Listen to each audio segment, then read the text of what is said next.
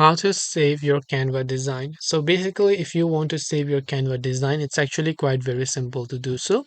All you have to do is simply open up your browser, then just go to canva.com and you will see this type of interface here. Now, once you go to canva.com, this is the kind of interface that you will see. Now, once let's say you've done editing everything, you've added the text and whatever else it is you've done, making a design, now the chances come to save it, right? Now, to save this, all you have to do is just click on the share option from the top right, and here you'll find download option. So click on share and there you'll find download button where you can first choose the file format like PNG, JPG, PDF or whatever format that you prefer. Then once you've done that, just click on the download icon from the bottom to download it. So I hope that this video helped you. If you have got any more questions, queries or doubts, feel free to also leave them down in the comment section.